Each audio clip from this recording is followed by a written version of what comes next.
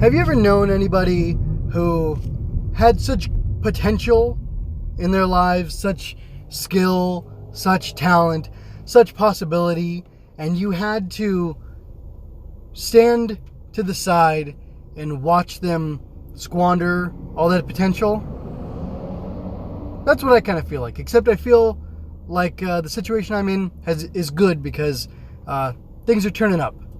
This is MJ. I love Tokusatsu, and right now I want to talk about Kamen Rider Zero-One, episode 25, written by Yuya Takahashi, who is once again on point, once again reaching his peak, the peak of his powers, and it was directed by Kazuya,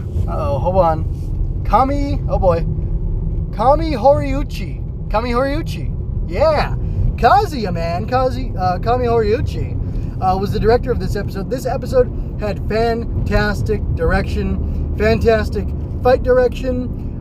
The writing was very good for what it was, which is half of it was a clip episode, a review episode, kind of a great jumping point for catching people up on the series, even though, strangely enough, the 5 challenge tournament arc between Zaya Enterprises and Hedon Intelligence has not concluded. 3 challenges out of 5 have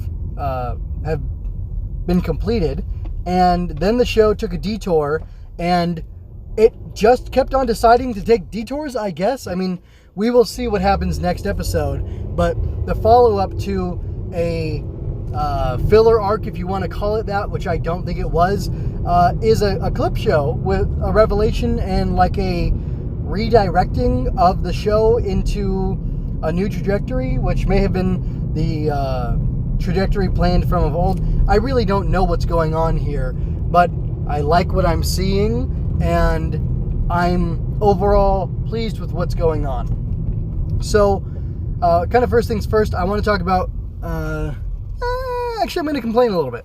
So, I did not like the acting, or the performance rather, what the character of Aruto Hedon was doing this episode.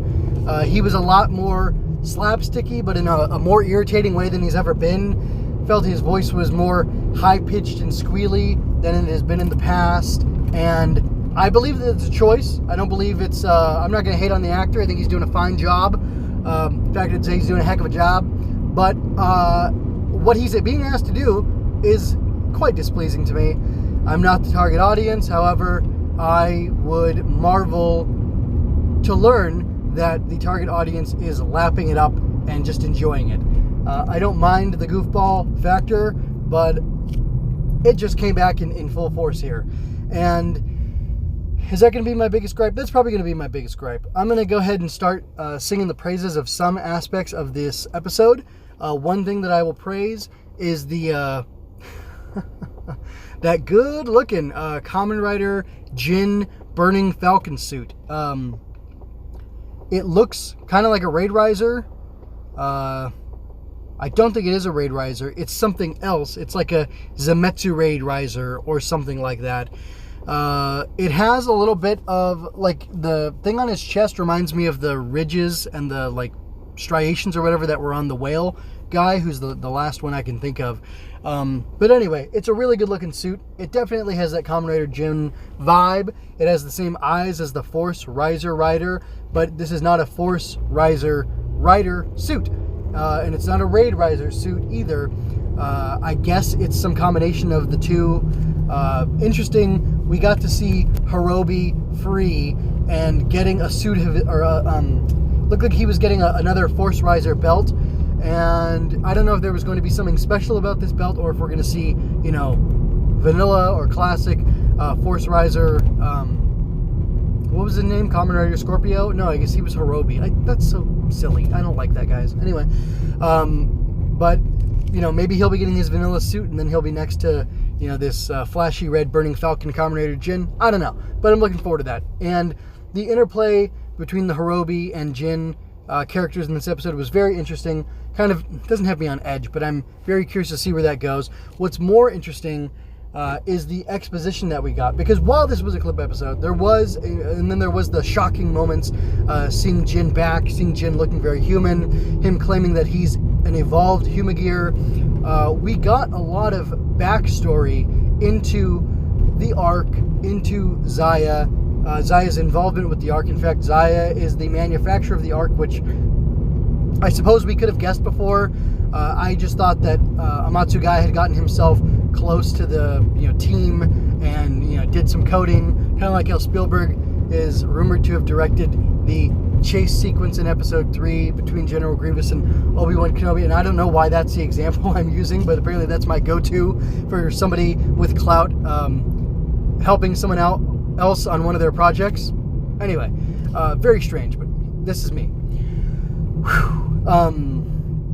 Anyway, that was all very interesting, but the exposition that we got, the background that we got, that Hirobi was one of these dad model Humagear whose purpose is to raise, rear, instruct, and guide young Humagear so that they go along the right path. And then it's just kind of mind-blowing to think that there were dad model Humagears, and then that Aruto's dad, his Humagear dad, was one of those guys. And I guess an older generation one, because he's got the more prominent headphones, the over-the-ear headphone type Humagear gear. And anyway, just people joked about Hirobi being Jin's dad and being a bad dad, and Jin being this lost son trying to figure out what his dad wanted from him and how to please him and how to love him and how to be a family and things like that. And then it turns out he was actually a dad model Humagear. That kind of blew my mind, and that was exciting to see. And gosh, what's more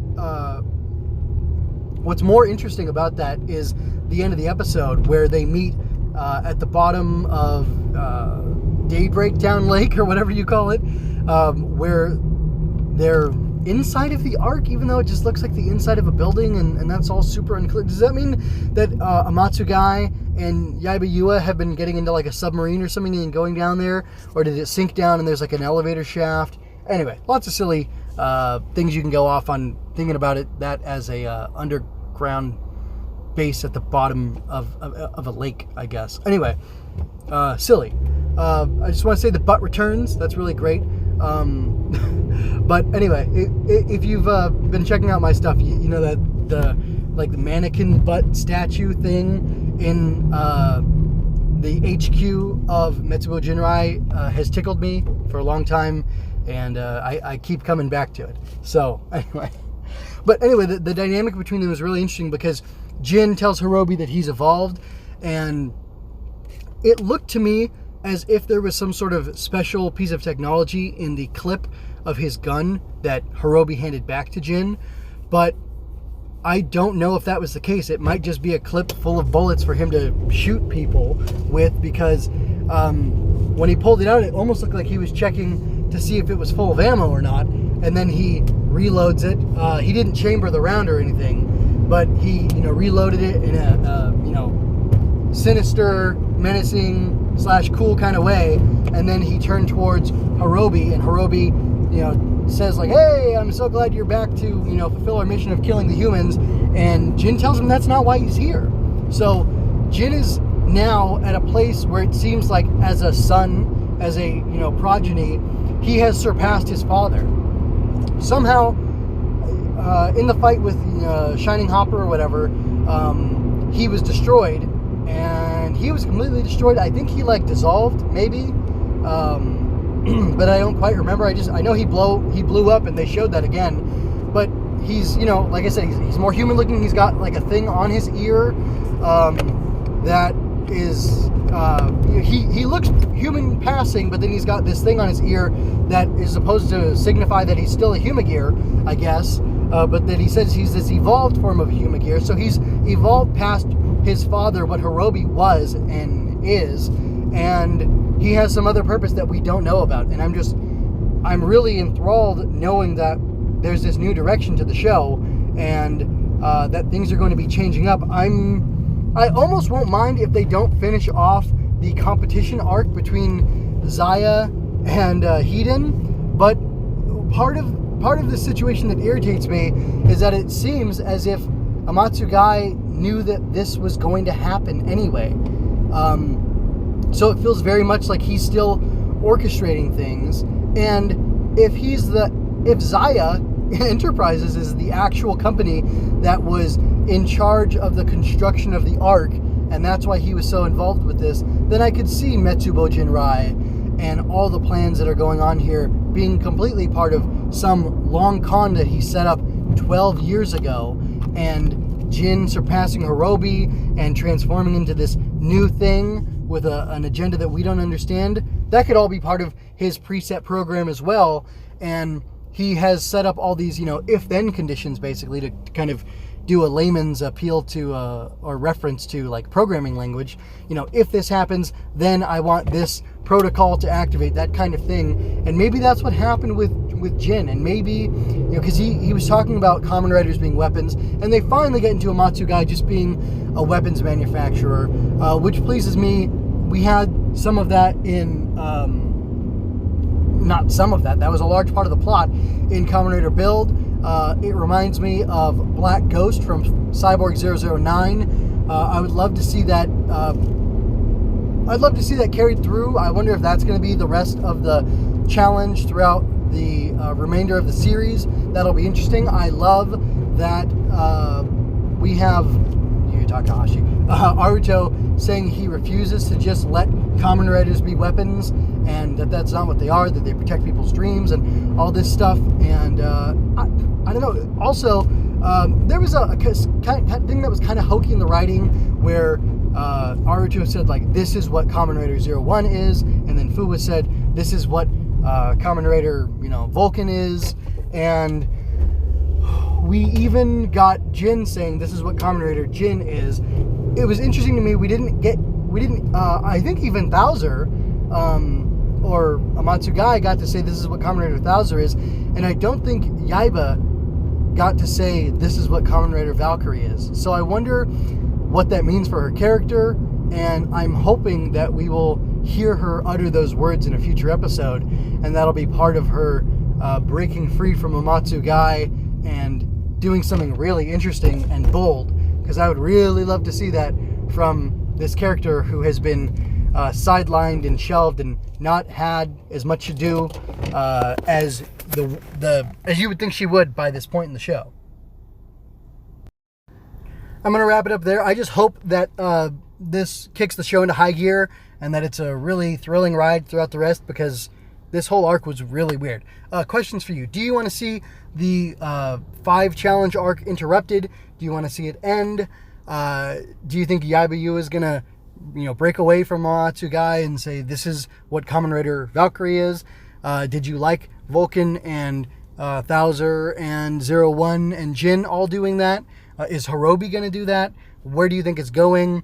Do you think Hirobi's going to become second place? Do you think he'll be destroyed? Do you think he'll become subordinate to Kamen Rider Jin, or to Jin himself? I just lots of questions, so throw me some answers. Anyway, MJ Loves Toku can be found on YouTube, iTunes, Google Play, and Stitcher. Check out mjmunoz.com for my other review series and other Ridercasts, where I sample review the first 2 episodes of all the riders, Heisei Era riders from Kuga to Zo, then King Hearts Queen of Sorrows, where I talk about Mobile Fighter G Gundam, got Going Ultra, where I talk about Ultraman, various seasons of it, and then Swinging Through Comics, where I talk about Marvel Comics mostly, got Spider-Man, Captain America, Fantastic Four, early stuff. I'm going into vintage Marvel and enjoying that. If you love what I do and want to support me, my Coffee and Redbubble accounts have you covered. Relevant links below. You can buy a Tokusatsu-inspired shirt, sticker, design, whatever, that you can put on whatever you want and have it sent to you. If you had a good time, like, share, and leave a comment. Subscribe and ring that bell to stay current on weekly Zero-One reviews. And remember, you don't have to shout henshin to be a hero.